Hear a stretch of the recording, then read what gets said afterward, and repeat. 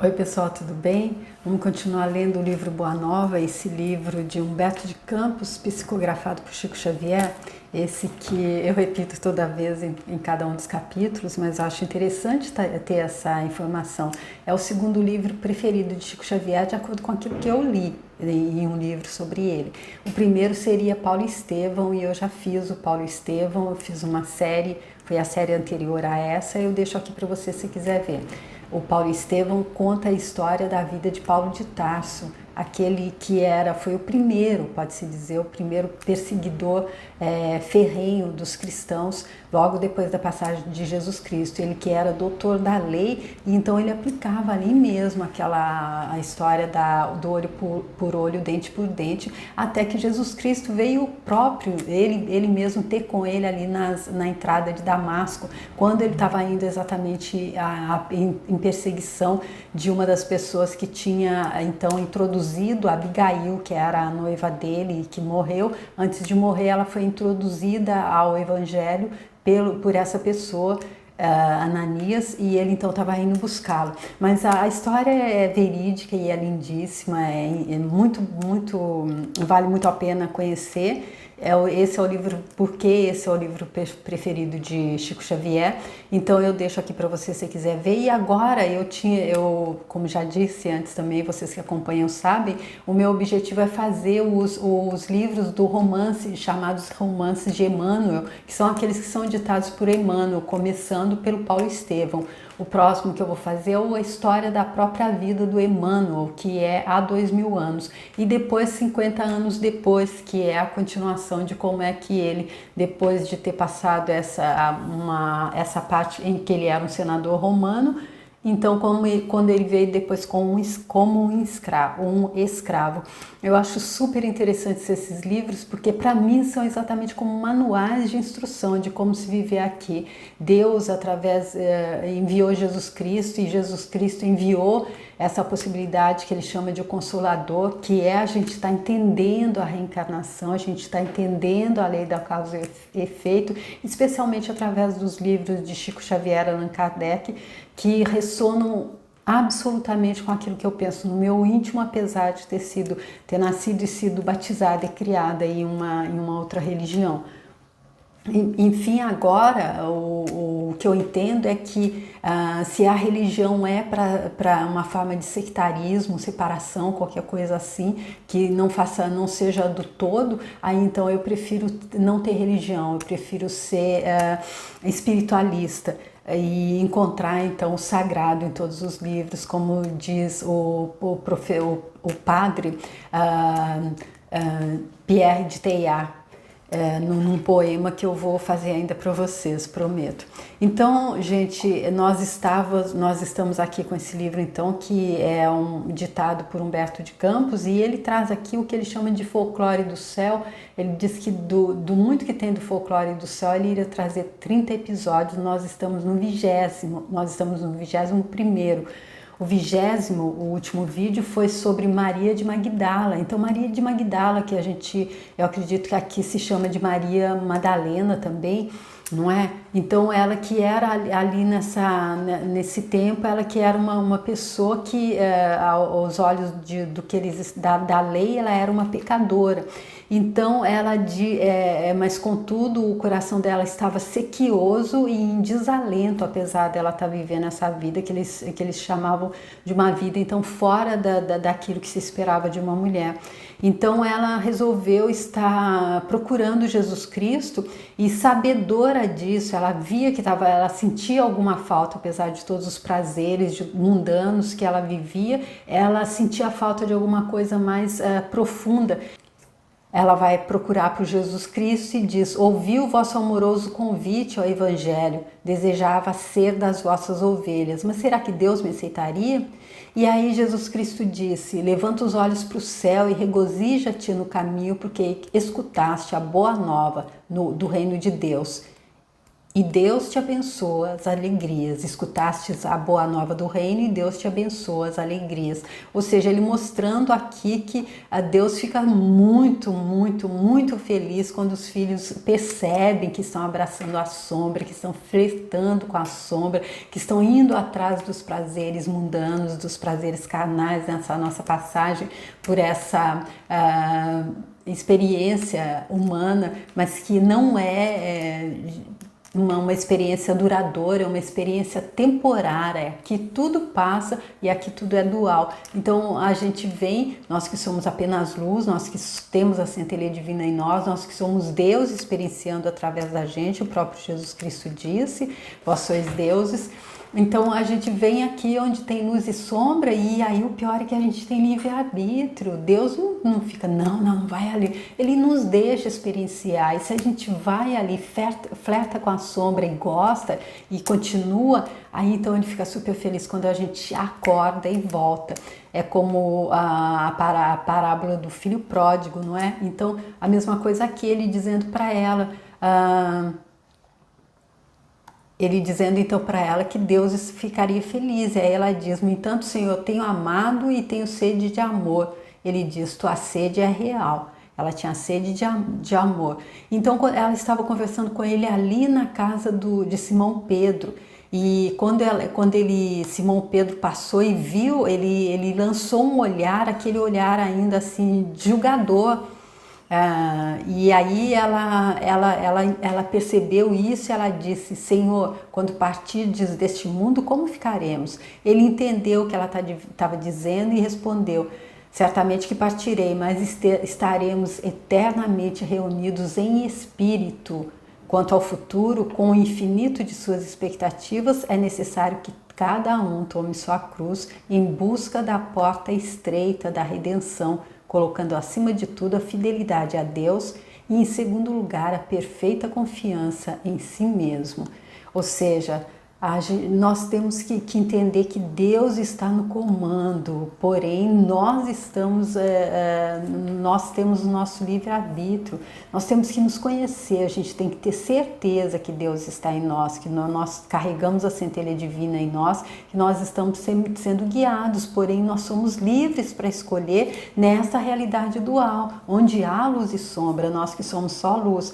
Aí a gente escolhe, a gente que determina quanto tempo a gente vai ficar indo e voltando, experienciar, dependendo de como é que a gente vai se comportar entre a luz e a sombra. E aí, desde que Jesus Cristo chama isso então da porta estreita, e aí a porta é estreita, mas é possível passar, mas é a gente que decide se a gente vai querer engordar muito, digamos, falando moralmente, a gente não vai conseguir passar, a gente tem que estar, como que diz, a gente tem que estar em forma moral, a gente tem que fazer a nossa reforma íntima, pelo menos é isso que eu entendi desse episódio Maria de Magdala. Mas ele está inteiro no vídeo anterior, se você quiser ver, tá bom? E agora então eu parto para o 21º, que é a lição da vigilância. Aproximando-se o termo da sua passagem pelos caminhos da terra, reuniu Jesus os 12 discípulos, com o fim de lhes consolidar nos corações os santificados princípios de sua doutrina de redenção. Naquele crepúsculo de ouro, por feliz coincidência, todos se achavam em Cesareia do Filipe, onde a paisagem maravilhosa descansava sob as bênçãos do céu. Jesus fitou serenamente os companheiros e, ao cabo de longa conversação em que lhes falara confidencialmente dos serviços grandiosos do futuro, perguntou com afetuoso interesse: "E o que dizem os homens a meu respeito? De alguma sorte terão compreendido a substância de minhas pregações?" João respondeu que os amigos o tinham na conta de Elias, que regressara ao cenário do mundo depois de se haver elevado ao céu num carro flamejante. Simão, o Zelote, relatou os dizeres de alguns habitantes de Tiberíades que acreditavam ser o mestre o mesmo João Batista ressuscitado. Tiago, filho de Cleófas, contou o que ouvira dos judeus na sinagoga, os quais presumiam no Senhor o profeta Jeremias. Jesus escutou-lhes as observações com o habitual carinho e inquiriu: os homens se dividem nas opiniões, mas vós, os que tendes comungado comigo a todos os instantes, quem dizeis que eu sou? Certa perplexidade abalou a pequena assembleia. Simão Pedro, porém, deixando perceber que estava impulsionado por uma energia superior, exclamou comovidamente: Tu és o Cristo, o Salvador, o Filho de Deus vivo. Bem-aventurado seja tu, Simão, disse-lhe Jesus, envolvendo-o num amoroso sorriso, porque não foi a carne que te revelou estas verdades, mas meu Pai que está nos céus. Neste momento entregaste a Deus o coração e falaste a voz dele. Bendito sejais, pois começam a edificar no Espírito a fonte da fé viva. Sobre essa fé, edificarei a minha doutrina de paz e esperança, porque contra ela jamais prevalecerão os enganos desastrosos do mundo.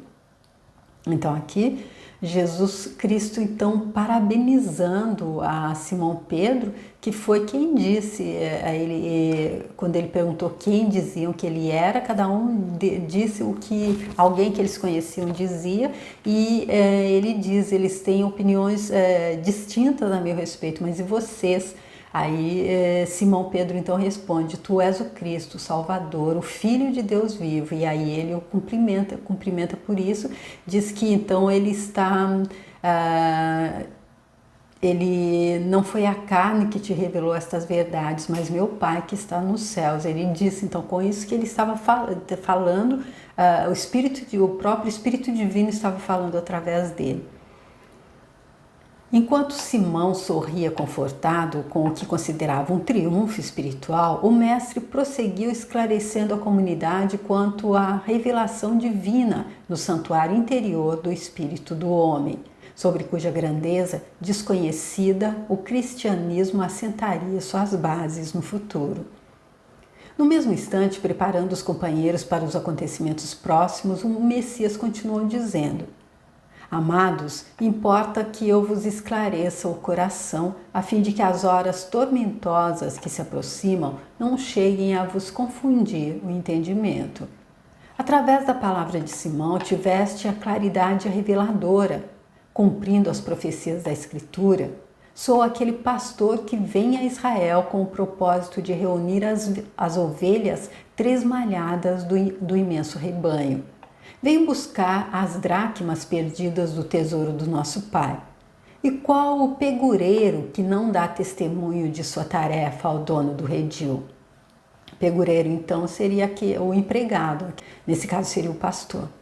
É indispensável, pois, que eu sofra. Não tardará muito o escândalo que me há de envolver em suas malhas.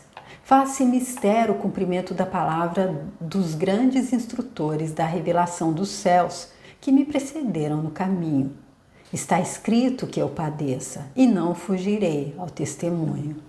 Então aqui Jesus Cristo mostrando que ele já estava sabendo de tudo, estava tudo escrito, estava tudo planejado, até ele lembra o cumprimento da palavra dos grandes instrutores, ou seja, aqueles profetas que já tinham vindo e tinham dito, vai acontecer isso, isso, isso, isso. Ele disse, é isso que está escrito, que eu padeça e eu não fugirei ao testemunho, porque ele diz que não importa como se esclareça o coração a fim das horas tormentosas que se aproximavam para ele, ele diz que havia então necessidade de que as profecias fossem cumpridas.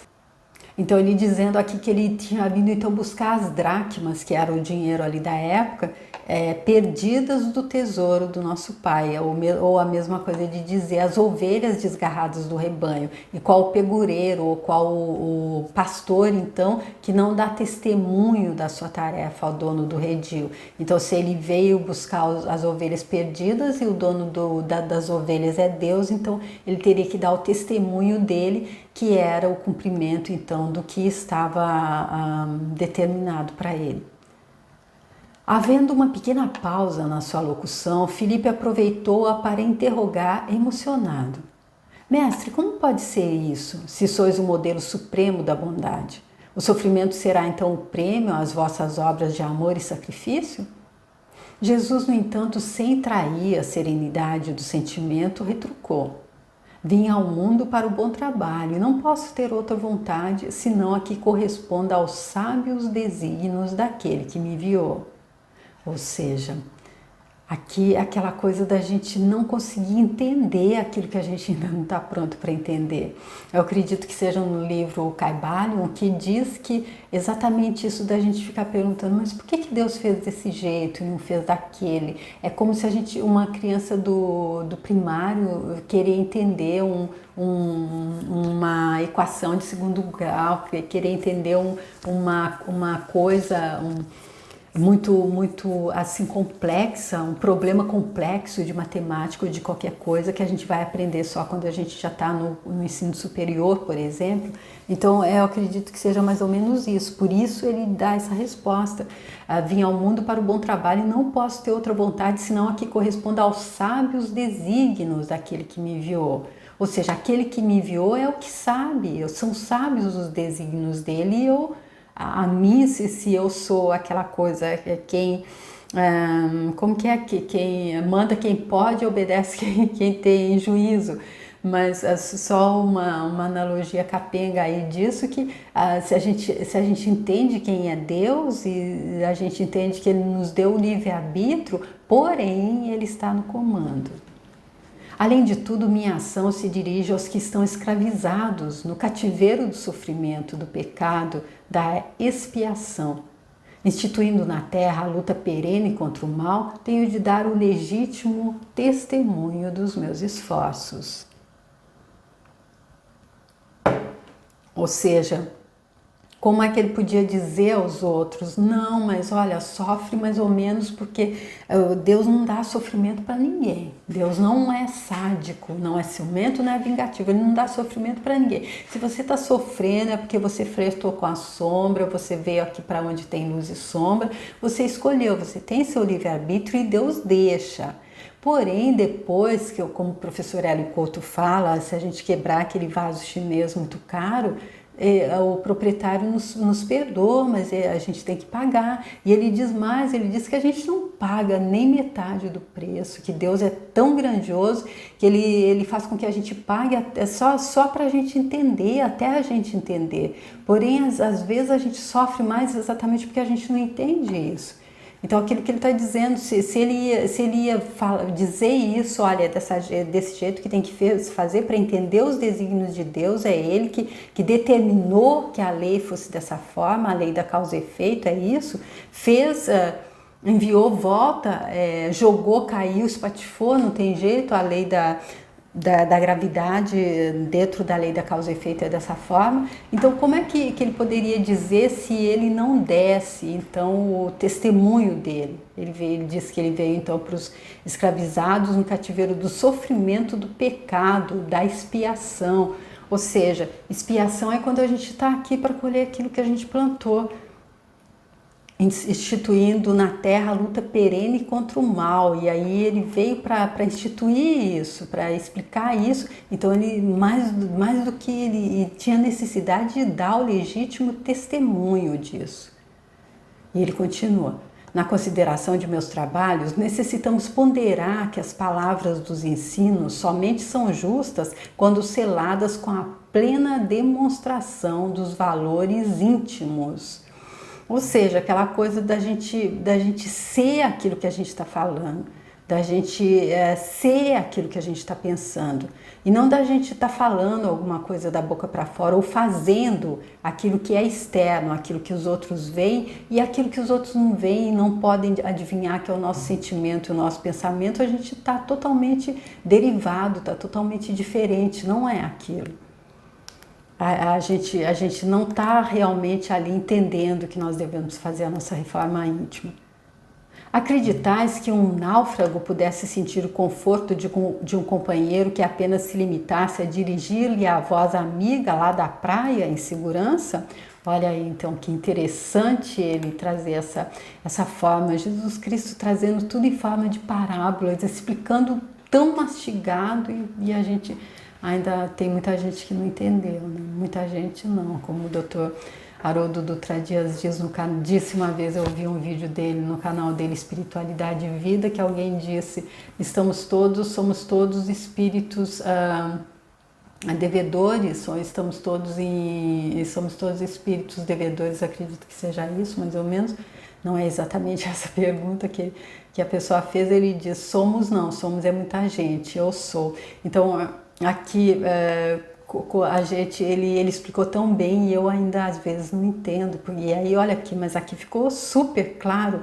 Se a gente tem uma pessoa, se a gente está ali se afogando, aí uma pessoa ali da praia, tranquilo, pisando no chão, fica gritando, não, fica calmo, bate mais os braços, mais os pés, ou aquela que se joga na água. Então vamos ver, ele continua, para salvá-la será indispensável ensinar-lhe o melhor caminho de livrar-se da voragem destruidora, nunca tão só com exortações, mas atirando-se igualmente às ondas, partilhando dos mesmos perigos e sofrimentos. Ou seja, aí sim, se a gente se atira, se a gente partilha dos mesmos perigos e sofrimentos, a pessoa vai aprender com a gente. Olha, é assim que faz. Aí ela aprende e ela consegue sair. Nossa, que lindo esse ensinamento. O fardo que se sobrecarrega aos ombros de um amigo será sempre mais agravado em seu peso se nos pomos a examiná-lo, muitas vezes guiados por observações importunas. Ele, entretanto, se tornará suave e leve para aquele a quem amamos se o tomarmos com os nossos esforços sinceros, ensinando-lhes como se pode atenuar-lhe o peso nas curvas do caminho.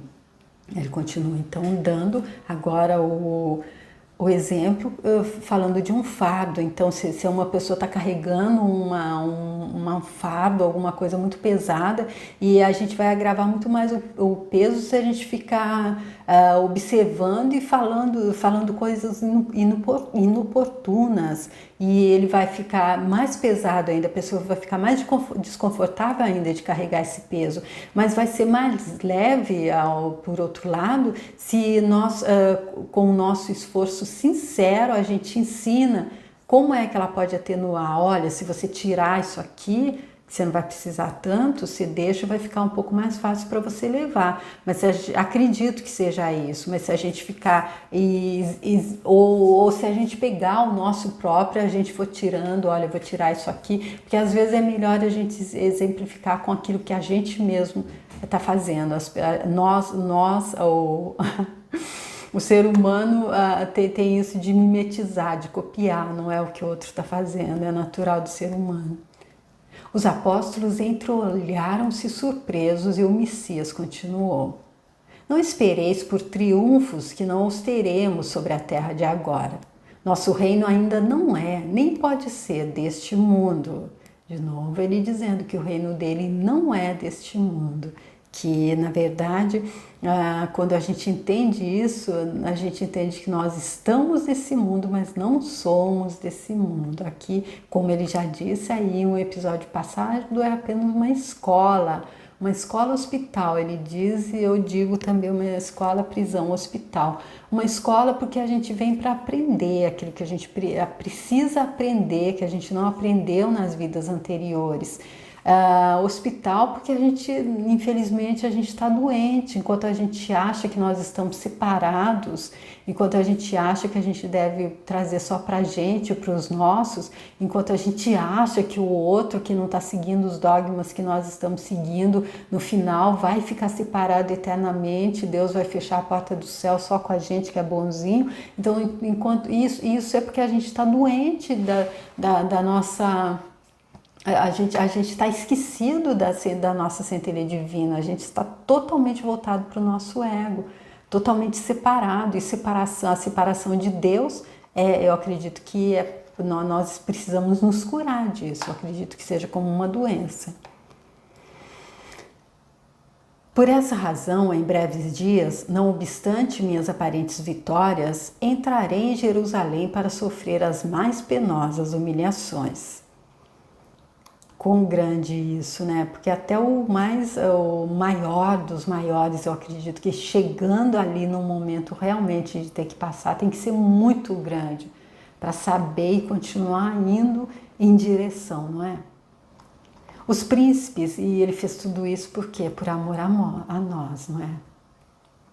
Os príncipes dos sacerdotes me coroarão a fronte com suprema ironia. Serei arrastado pela turba como um simples ladrão.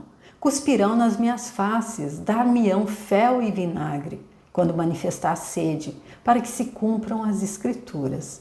Experimentarei as angústias mais dolorosas, mas sentirei em todas as circunstâncias o amparo daquele que me enviou. Ou seja, ele tinha confiança total, ele sabia que ele não estava sozinho, ele sabia que ele estava dando testemunho em nome de Deus e que por isso tudo aquilo que fizessem contra ele não atingiria o âmago dele, o que ele era realmente, porque Deus estava com ele.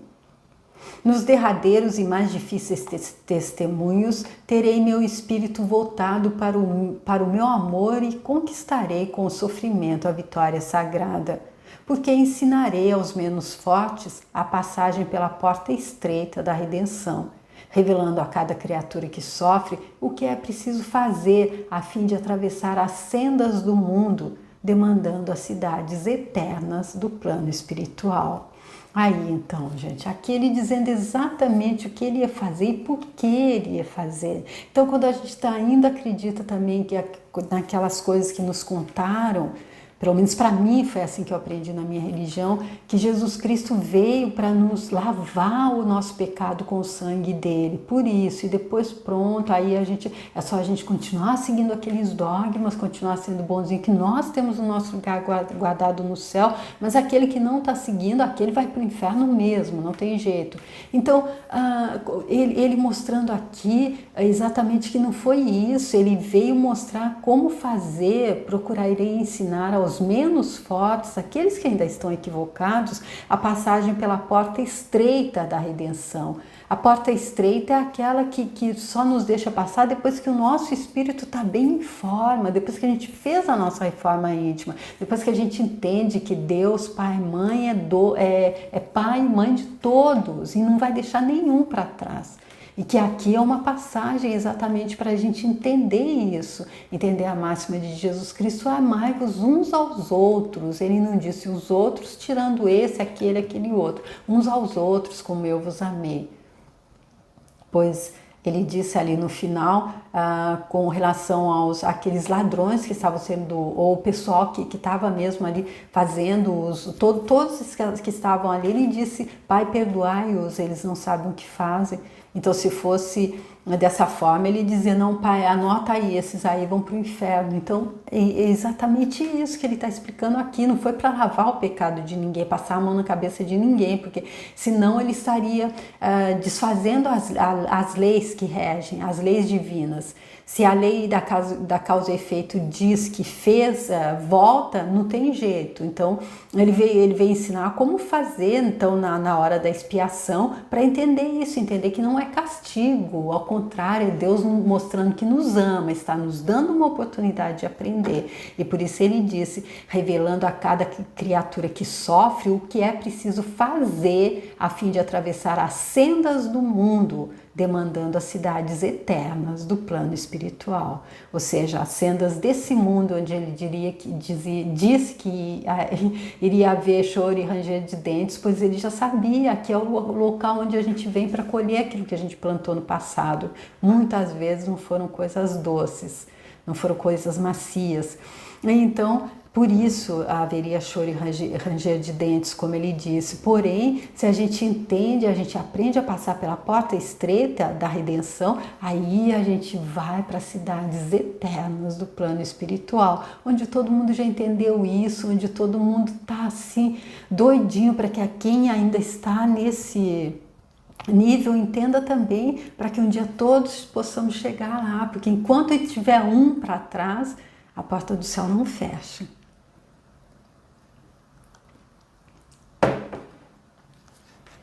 O mestre calou-se comovido. pequena assembleia deixava transparecer sua surpresa indefinível, sem compreender a amplitude das advertências divinas. Foi aí que Simão Pedro, modificando a atitude mental do primeiro momento e deixando-se conduzir na esteira das concepções falíveis do sentimento de homem dele, aproximou-se do Messias e lhe falou em particular: Mestre, convém não exagerardes as vossas palavras. Não podemos acreditar que tereis de sofrer semelhantes martírios. Onde estaria Deus, então, com a justiça dos céus? Os fatos que nos deixais entrever viriam demonstrar que o Pai não é tão justo. Pedro, retira estas palavras, exclamou Jesus com serenidade enérgica.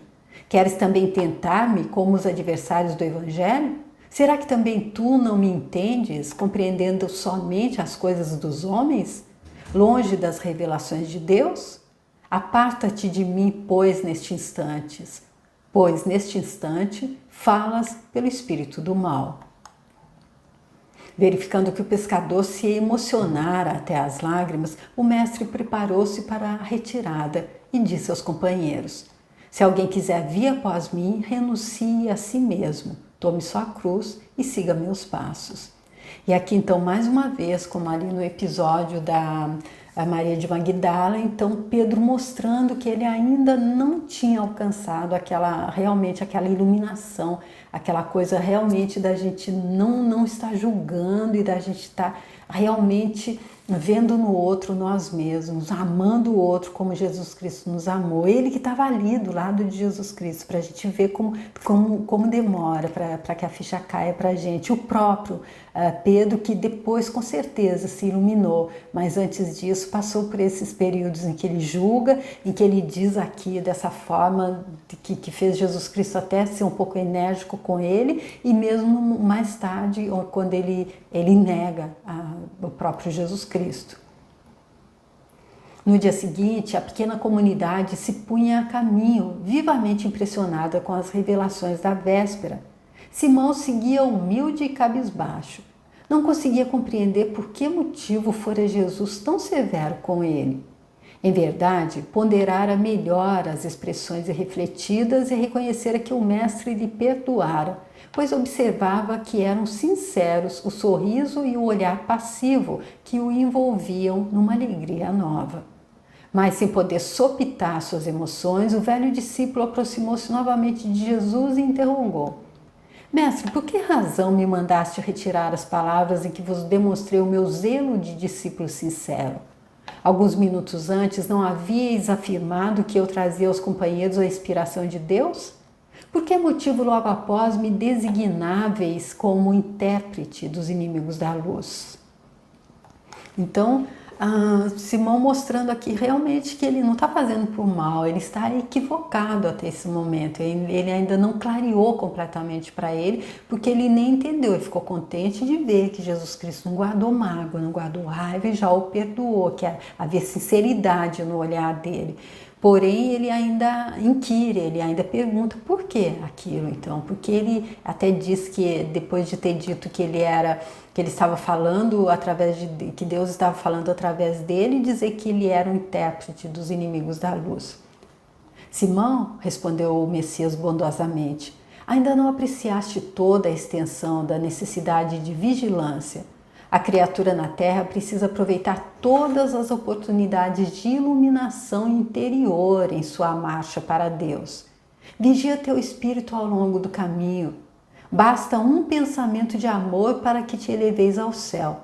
Mas na jornada do mundo também basta, às vezes, uma palavra fútil ou uma consideração menos digna para que a alma do homem seja conduzida ao campo do estacionamento e do desprezo das trevas por sua própria imprevidência.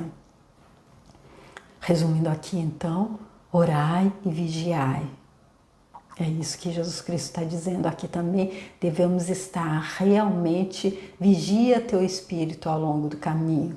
Basta um pensamento de amor para se elevar, como que ele fez, uma palavra que ele fez lá, ele se elevou. Mas também basta, às vezes, uma palavra fútil ou uma consideração menos digna.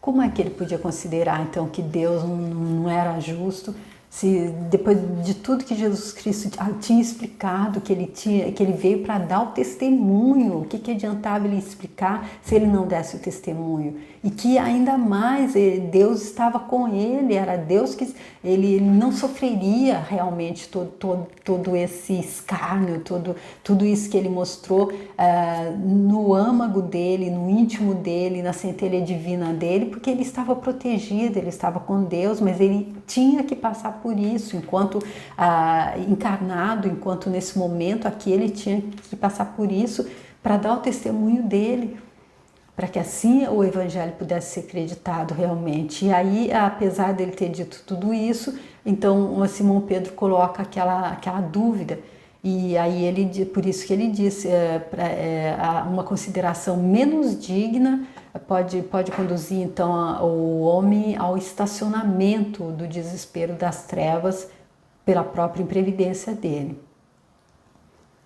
Nesse terreno, Pedro, o discípulo do Evangelho, terá sempre imenso trabalho a realizar, porque pelo reino de Deus é preciso resistir às tentações dos entes mais amados na terra, os quais, embora ocupando o nosso coração, ainda não podem entender as conquistas santificadas do céu. Acabando o Cristo de falar, Simão Pedro calou-se e passou a meditar. Então agora ele vai meditar sobre isso, sobre o que Jesus Cristo então explicou para ele que há que se fazer então para que essa iluminação interna aconteça. Então foi o que ele mostrou aqui que não tinha acontecido ainda, quando ele então julgando então por que é que Deus deixaria, Deus não seria justo então. E Jesus Cristo então trazendo para ele que há que se estar bem atento, há que se estar no presente. A gente não pode se distrair com as coisas externas dessa realidade dual relativa, se a gente quiser estar voltando para a realidade para a realidade do absoluto. Então eu fico aqui nesse que foi então o 18º capítulo, o 21º episódio, e então o próximo será o 22º, a mulher e a ressurreição. Eu espero que vocês estejam gostando desse livro também que eu escolhi, esse que é o segundo preferido de Chico Xavier, que traz então essas passagens assim tão gigantescas com relação aos ensinamentos que Jesus Cristo distribuiu enquanto estava entre nós nesse mundo. Então eu espero que vocês possam continuar, vir comigo aqui para o próximo. Se vocês estiverem gostando, quiser me deixar uma mensagem, eu vou ficar super feliz. Se vocês quiserem compartilhar o vídeo para alguém que goste de Chico Xavier, que pense dessa forma, que vai gostar também dessa mensagem, vou ficar super feliz também, e espero encontrar vocês para continuação no 22º episódio, então no próximo vídeo. Obrigada, tchau!